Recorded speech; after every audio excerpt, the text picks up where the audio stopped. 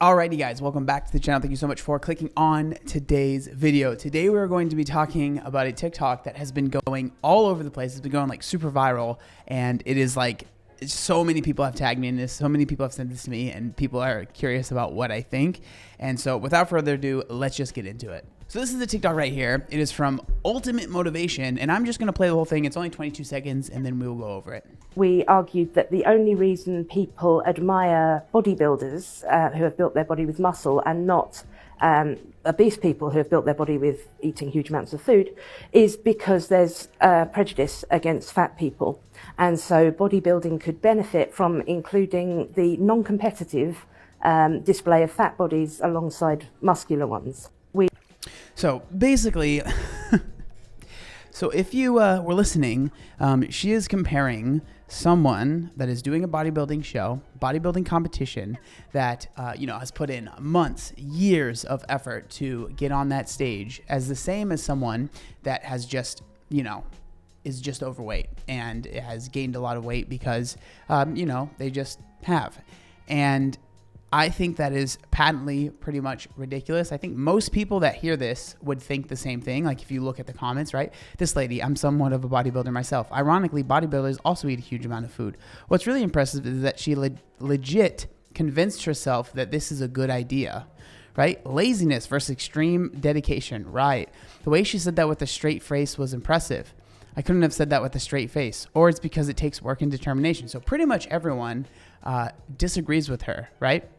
Now, the thing that's actually really crazy, and what I think is the craziest part about this, is that she doesn't even agree with what is being said here. And this clip was taken from an interview where she goes over what she's actually talking about. But what is so funny is that it was clipped into this TikTok that is going viral now. And this interview happened 4 years ago. And the whole thing can be explained, and the whole thing is about how she doesn't believe this at all, and she made these fake publications and these fake papers and ended up getting them in scientific papers and documents and had people quoting them like they were a fact. And so if that's interesting to you, there's a lot more to go over. So you're probably wondering to yourself, well, who is this? Well, this is Helen Pluckrose, and she actually got a lot of notoriety for doing these things called the grievance papers, I believe it was called.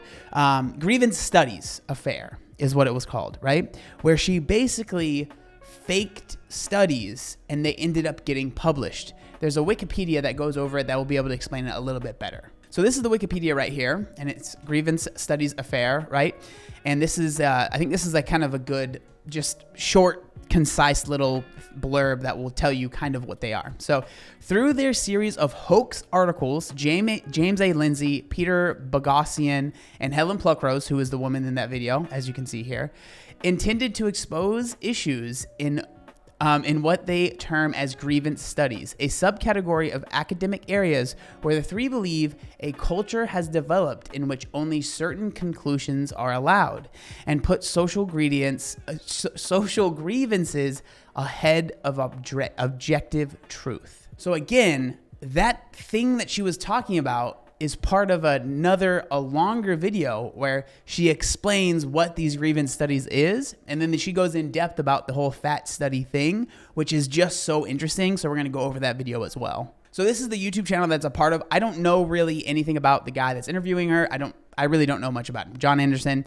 I really don't know much about her as well, other than this thing that I've decided that I was interested in researching. So if you're like someone that's really knee deep and you're like, oh, she's a terrible person, oh, she's a great person, I'm not going over all of that stuff, okay? We're focusing on what we're talking about in this video, because I just find it so interesting that so many people got up in arms, and it's so funny to me that the whole thing is her talking about how ridiculous it is. But she was doing this interview. This thing is 40 minutes long. I've already watched the whole thing, but I'm going to show you a little bit of it because just the interesting parts that I feel are worth, going over. So this is her talking about the hoax papers and how they came about. So something like 20 hoax papers, and a significant number of them were taken by academic journalists and published, often with some quite laudatory remarks about the excellence of your scholarship.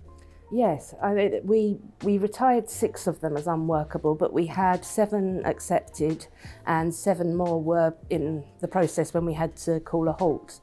So we were getting better and better at it, and we could have carried on indefinitely getting out a couple of papers a month that said increasingly mad things and drawing on itself, but we obviously... So what is so crazy about this is that this is something I've always said, right? Whenever I'm talking about like fitness and weight loss and all of that stuff, right? Even fat acceptance, all of those things, people will always bring up these studies, these papers, all of that stuff, right? And I've always said, you can find a study to back any bias that you have. It's like anything that you can think of, almost always, unless it's like the craziest thing ever. But for the most part, you can almost always find some sort of paper to back these studies. And this grievance thing basically went behind the scenes and showed how you could manipulate these, scientific articles, these scientific papers to basically just believe what you've said in this study that you didn't actually do, right? Which is just insane to me. We weren't going to do that because that would be unethical, and we don't want that understood as knowledge out in academia. But it's worryingly easy to just familiarise yourself with these ideas and write horrible things. Some of it's just absurd. We were talking a minute ago about that, and let's be honest about them. Clever thinking people. I don't buy this idea that there are super smart people and lots of dumb people, which I hear a lot of now. We've just had an election in Australia. There are many, particularly in the commentariat today, who are plainly now disdainful of ordinary Australians who voted in ways that they disapproved of. So let's dispose of that. But when they hear some of this sort of stuff, they're going to say, what on earth is that talking about? I mean, one of your papers touted insights, and I'm quoting from This part is insane, dude. the newspaper here, into male rape culture based on the inspection of 10,000 dog genitals. I mean, really? What did it claim to show, and who published it?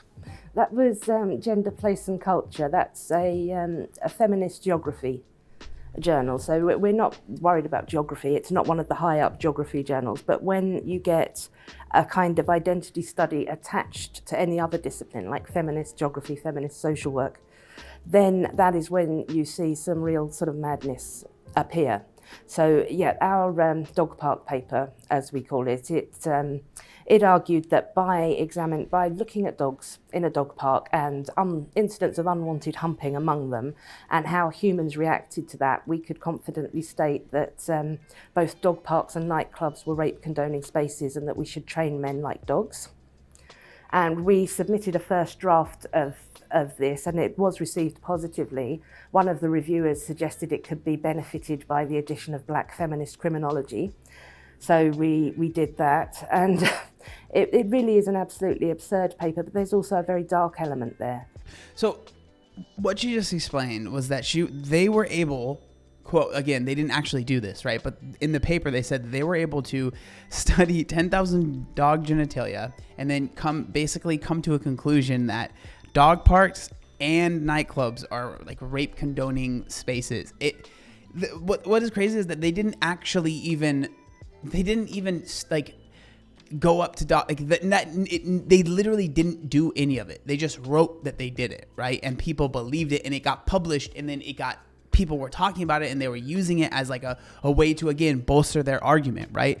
And so speaking on that, this is where I'm going to skip ahead a little bit to the fat studies part, which is what we started this video off with, and how, again, it's very, very similar, right? So there are a couple of other doozies that you've referred to here in Australia. One was another recycled material from Hitler's Mein Kampf with feminist rebadging. And a third declared that bodybuilding was fat exclusionary. Yes. Fat studies is one of the smaller and newer fields that is really quite worrying, because I agree. It draws on queer theory, and it goes back to Foucault and his idea that science decides what is true and what is healthy, and that it's done to oppress people. So fat studies explicitly rejects the claim that obesity is unhealthy, and it puts pressure on research organisations and medical authorities not to advise people to lose weight. And so we wrote this paper with the help of, with the permission of a former bodybuilder and academic, Richard Baldwin, who kindly donated us his name. And we argued that the only reason people admire bodybuilders who have built their body with muscle and not obese people who have built their body with eating huge amounts of food is because there's prejudice against fat people. And so bodybuilding could benefit from including the non-competitive display of fat bodies alongside muscular ones. And that paper just has an awful lot of silliness in it. And it's just crazy, right? Because in that TikTok, if you were to just watch that and you saw all the comments, right? Like you saw all the comments on this were about how this is ridiculous. Like, who would believe this? Why would she say this? Oh my God, like making fun of her, right? All this stuff. And like literally this entire thing, how that's even got to how she even was doing this interview was because she made up these, fake studies to show how ridiculous and how people will believe this, even academics. And then literally it is happening it's just, I don't know. I just thought it was hilarious, right? That this happened, but also it is funny, in my opinion, very funny that this whole thing is resurfacing after 4 years.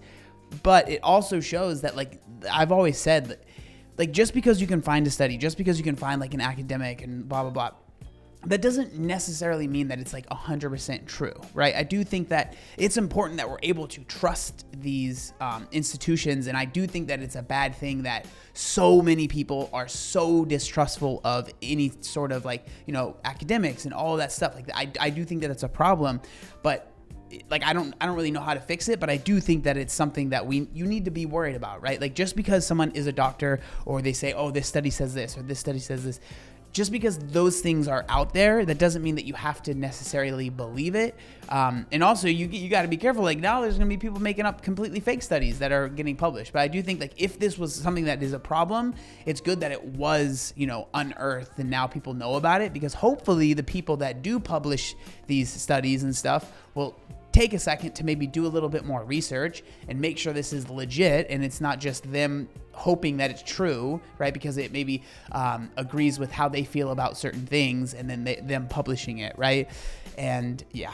So that whole video is obviously very interesting. The whole situation is pretty interesting to me as well. I just really wanted to focus mainly on like the whole fat studies thing, and just because I thought it was so funny. Because when I first saw that TikTok, I was like, oh my gosh, like this is ridiculous, right? I was just like, but the thing is, the issue, what's sad about it is that I at first just believed it because I've heard so much similar stuff. Like we've all heard so much similar stuff from people that are, fat acceptance or fat positive, whatever word you want to use, right? It is so in line with that type of thinking that it didn't even occur to me that it would be fake right off the bat. I was like, oh yeah, that sounds like something that I've heard, right? That makes sense that people would believe this. And that is what's sad. But I'm just genuinely curious what you guys think down in the comment section down below. Did you see this TikTok? Did you believe that it was real?